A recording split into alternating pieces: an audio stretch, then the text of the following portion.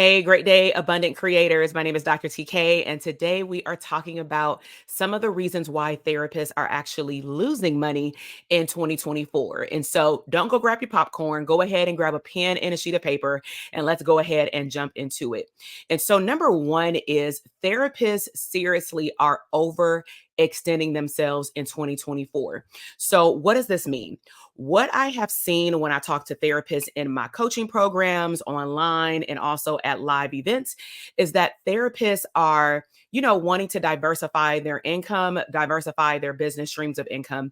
And there's nothing wrong with that. However, my analogy is if you didn't take your time to build out your main stream that should be streaming, AKA bringing in cash flow, and then you didn't build this foundation, this boat strong enough, and then decide to hop off the boat to go build another one, your first boat will start to sink. And so over time, what tends to happen is therapists may say, I'm over capacity. I've reached my capacity. They know that they should know more.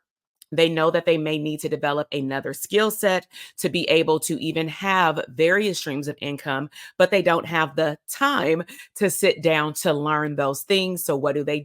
They go on to YouTube University, they talk to friends who maybe are at the same level as they are, and then they may make some money, but they don't see exponential growth. And so when you look at overextension, they are overextending themselves versus focusing on one mainstream of income, getting it together, and then adding streams of income that, this is the key, that complements the mainstream. So I'm going to give you an example of what that can look like. If a therapist has a solo practice, the goal would be that you hopefully are treating that solo practice as a business and not just trying to get clients. So over time, you understand that in order for you to stay open, it's just not about you showing up as a therapist. You have to learn the back office of, a business if you want to keep it open and make money. So with that, let's just say 6 months from now, you're like, I'm good. My caseload is consistent. Even when clients graduate or prematurely terminate, I know how to get clients. Okay, that's great. You know how to make sure that your money is coming in and flowing on a consistent basis. So now what could you do in extension to your current stream so that it doesn't feel like you are not just adding a stream, but adding like a whole nother business entity? Well, I would suggest that therapists take the same thing that they're doing with one-on-one clients, and then they go and maybe do workshops virtually or in the community on the exact same topic. So where would you start with that? If you find yourself talking about the same thing over and over with different types of clients every single week, narrow it down to maybe 1 to 3 topics, and then go pitch yourself to opportunities, churches, agency communities. Remember, it doesn't have to just be the clientele. It can also be the staff that are serving the clientele. So you can actually make the agency or the organization your actual client, but you can offer workshops. Another thing you can do, as an example, is write an ebook. Maybe you notice that when your clients are transitioning, or maybe when your clients go on vacation, or when you go on vacation, they don't really know what to do.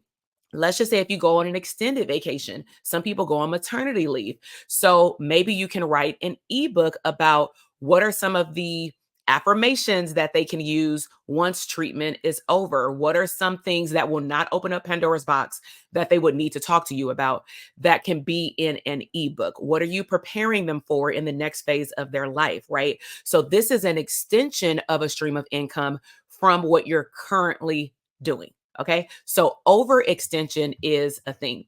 The next one is skipping the growth phase. Now, this is huge, huge, huge, I would say in pretty much every industry. Okay, but how I've seen it show up for therapists is that they want to skip the growth phase or stage in business because they see how lucrative and it looks easy of when people scale. So, prime example, I sometimes have my scale students come onto the podcast and they come at different phases of their business. But typically what happens is whether another therapist who's watching or listening, will see them with a group practice, with streams of income, with contractual agreements, those virtual or in person community workshops. They see all of these streams of income. And I am sure that the therapist that's watching sees dollar signs, right? They're like, oh my God.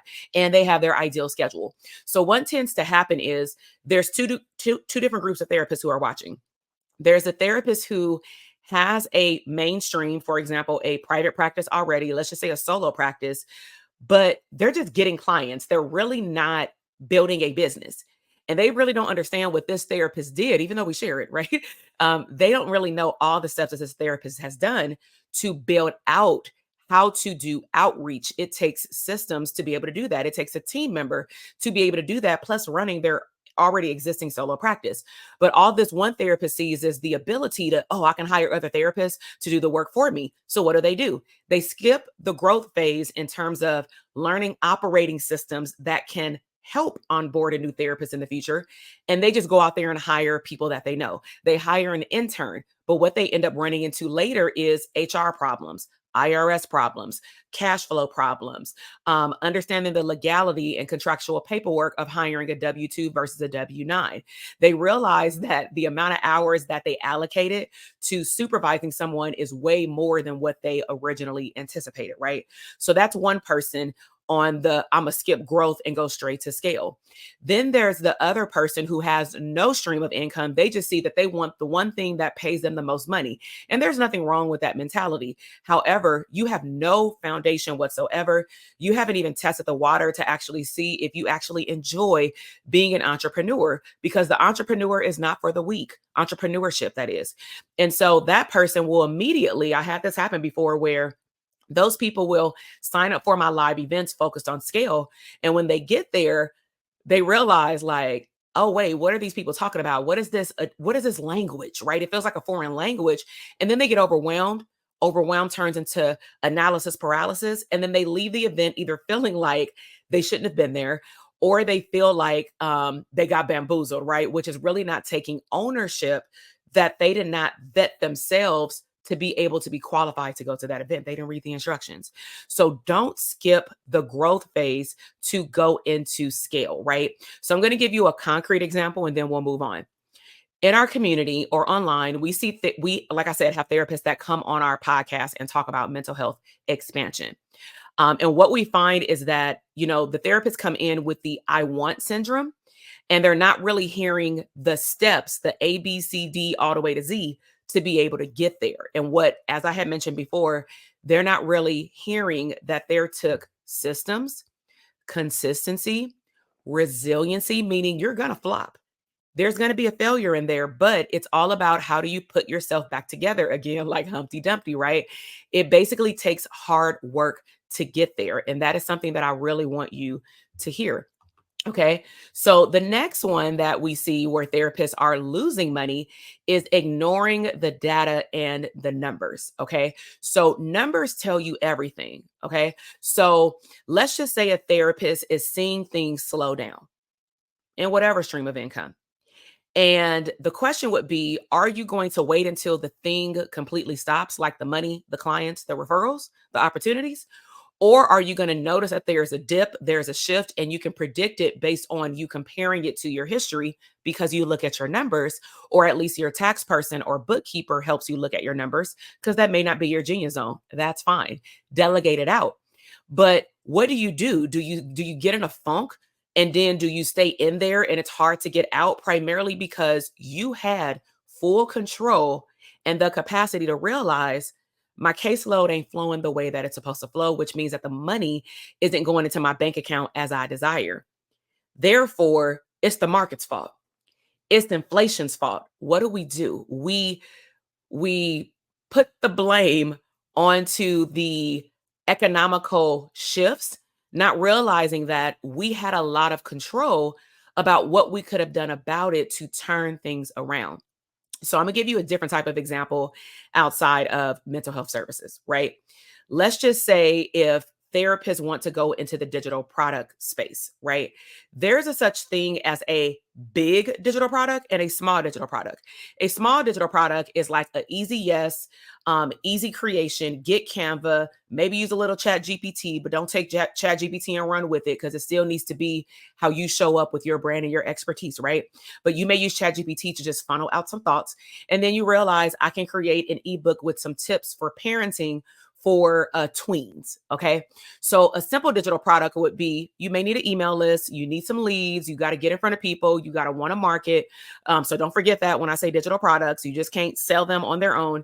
But an easy, simple, small digital product would be like an ebook that's $7, $20, right? A bigger digital product is, oh, I want a coaching program. I want a course portal. I want a membership program.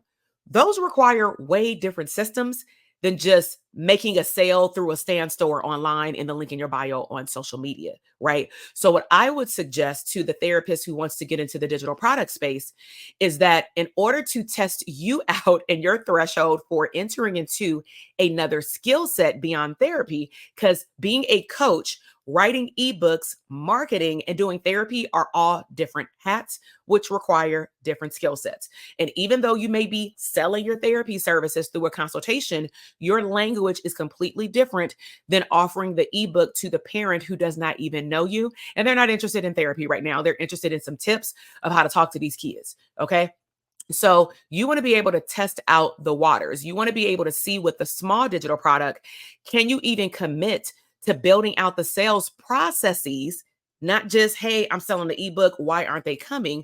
So that you can look at what is performing, what is not performing before you try to go out and build a whole coaching program. So I see a good amount of therapists who say, I want to be in the digital product space.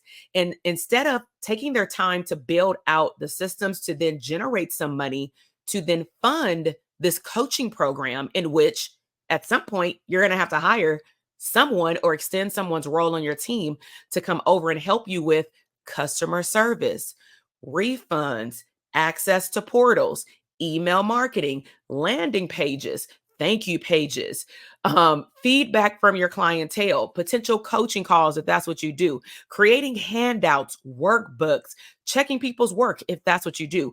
We don't think about any of that when we're creating a digital product. And this is why I say, even with courses, before you even go to courses, you should, if you don't want to do ebooks, that's fine. Ebooks aren't made for everybody either. Then go to one-on-one services. But don't try to go straight to group services because you have not received feedback from people even understanding what the context of your work actually is. What can you give them from a transformation? So when you launch digital products, you want to look at their performance. You want to do what's called a debriefing summary. And please note, no results is still results. I learned that from my mentor. If you got no results, it still tells you something. And don't just jump to, oh, people not buying in this season. No, people are buying. Amazon is very much still up and running, delivering packages to our house every single day and to everybody's house around us. So please note, people are still buying, but they're buying what they want, not what you think they need. Okay. So don't ignore the numbers. Next one is therapists are losing money because they're not really understanding investing differences between therapists expansion and what I mean by expansion is expansion of the mind and tools and techniques compared to business growth and expansion. So for example, going to a CE workshop for, let's just say, therapeutic techniques or an evidence-based practice like trauma or something like that, it is not the same investment return of investment at the end as a business event. So what I have been finding out when talking to therapists is that they compare going to an event that costs $100. I'm talking about a live event. Like, why is this event $2,000 that you're having? Why is it $1,000? It's $1,000 because what you're going to be able to do when you leave a business event is make $10,000 over and over and over again, because I'm teaching you about business. I'm not teaching you how to be a therapist. So the reason why those investments look completely different is because the ROI is different. Typically, when you're learning how to become a better therapist, could that result in money in your bank account? Of course, because you can show up and share your expertise. But let me ask you, when you go to those CE workshops, or those certification programs. And you should be going to them if this is your expertise so that you can always be up to date. Let me ask you, do all of them go over marketing and branding and sales? I can tell you the answer. Absolutely not. They teach you how to show up and be within the fidelity of the model of the evidence based practice. They tell you what you should or should not be doing. They give you a template of what to say, they give you the homework assignments of what to do. They do not teach you how to market to get in front of that client. So, what I want you to hear is that you need both. You can't say, I'm going to learn how to be an evidence based practice certified person about X, Y, and Z, and that's automatically going to fill my caseload. Unless you've had coaching in the past and you know about marketing and sales and you know how to position yourself as the expert. But the ROI for CE events or certified programs is to help you become a better therapist. Events, virtual or online or in person, that are focused on business growth or expansion is teaching you how to be a better business owner. Those are two different hats. Please do not continue to confuse the two and make them one. You being a CEO and a therapist are two completely different roles. Okay. All right. So, last one is therapists are looking at symptoms versus the big picture. Symptoms versus the big picture. And so, what do I mean by this? I recently went to New York and I was talking to one of my therapist friends, and we've been in masterminds together. And she talks to therapists as well on the East Coast. And she cannot for the life of her. So, she was picking my brain during lunch, trying to figure out why is it that therapists are allergic to actually going to get help. And I had shared something from my team member. She is young, under 30. She's very intuitive. And I'm like, can you please speak up more? Because she picks up on things very intuitively that our clients are not even saying, but they're showing it through their mannerisms. So she told me one day that I think that our community really wants that vibe of being able to tell people I did it myself. Therefore, their pride, because I talked about ego recently, their pride is getting in the way of them asking for help or wanting to pay for help because they really just want to be that person that maybe says, I'm self made, I did it by myself. And it's crazy because why would you want to say I did it by myself, but it took me 10 years? That doesn't make sense, right? So what me and my friend were talking about is like in therapist lingo, therapists are very quick to be able to tell you all the things that are going right and wrong in their business, aka it looks like a symptom list. But what good are symptoms if you cannot conceptualize the symptoms into a diagnosis? You don't want to put the symptoms in front of a person, a coach that can help you conceptualize what your symptoms are so that we can be also your case manager and give you some insight into what direction you should be taking your business in, even if you're uncomfortable with doing it. So I'll give you some examples. A therapist may say, I want to sell digital products, I want to have a course, I want to have a group practice, I want to be able to get into the community, I want to get paid $3,000 and up for a speaking engagement, right? But I also know that I don't have no VA, I don't have no personal assistant, I don't need email marketing, I don't need no landing page, I don't need any of that. I'm really good at what I do. I am certified in blah, blah, blah, blah, blah, right? This is the conversation that we have. They don't say it like I just said it, but if we go back and forth in a dialogue, what they're telling me is symptoms. What I'm not hearing, but I'm listening for is, have you sat down and looked at the big picture of the diagnoses? What is the problem? And the main reason why probably some people don't want to do that, even though they probably know that they should, is because they'll realize that they are part of the diagnoses. Okay. So, what can this look like that can be all bad, which will then result in you losing money? Because I believe that also losing money is losing time, because time you can't get back, and time is wealth. Okay. So, let's just say there's a therapist who says, I can piecemeal my way together because there is a lot of free content like this video online, right? So, this therapist goes after small chunks of information. So let's just say they see what's in my program. They go find another business coach or therapist and they like, oh, they sell SOPs. Then they see someone else and they're like, oh, okay, they sell a subscription for how to get on Instagram. Then you find someone else who will give you some one-on-one at an additional cost, but they're just talking to you. They ain't giving you access to nothing. They're just talking through your thoughts, right? So you pretty much piecemeal some stuff together through YouTube, through some books, through talking to various people, going to live events, right? But what you don't consider is how much time and energy that takes your brain to continue to not just spend money in different places, but to shift on different levels because now you're dealing with different personalities or how people teach. What I would recommend is that you find a program that is all inclusive of majority of the things that you need.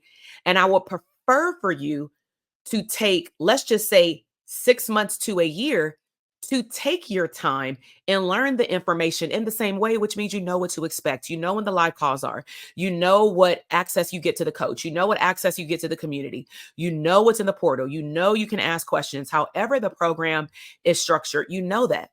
And you can pace yourself because you know what to expect. And you know what that leads to? Less anxiety because you don't have to have decision fatigue about where to find the information versus spending double to triple to quadruple the amount of time and energy. Y'all sitting on losing money because you have no energy, because you have decision fatigue, because you refuse to pay $1,000, $3,000, for some programs, $500 to give you everything. This can be for digital products, mental health expansion.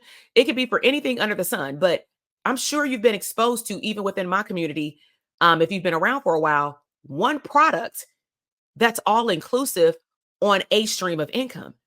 But because you saw the sticker, even though I know that I highlighted the value of why it's great that you can go to one hub to get everything, because I'm looking out for your mental health.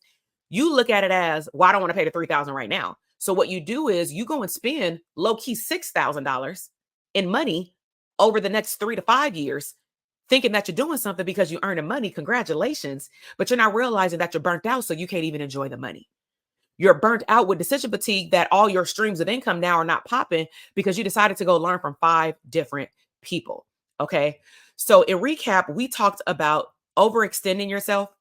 We talked about therapists wanting to skip the growth phase and skip straight to scale. We talked about therapists wanting to ignore the numbers. We talked about understanding the ROI between being a better therapist versus being a better business owner. Those are two different things. And we also talked about how therapists typically look at symptoms and they don't conceptualize the full picture, AKA the diagnoses, meaning what is the one thing that is wrong with me and my business, and where do I need to go help? Where do I need to go get help? Who can help me? Right. So I really hope that you enjoyed this podcast episode today. Make sure to check the description box for any resources. It's usually a link that goes through all of the events, downloadable digital products that I have, any type of virtual events or programs that I offer, or also just the YouTube channel as well. Check out any type of resources that I have. If you enjoyed this video, can you please subscribe to the channel? I would love for you to come back. I have way more where this came from. And also give me a thumbs up and leave me your biggest takeaway from this particular podcast episode. So I've enjoyed you today, and I will see you in the next one. Bye.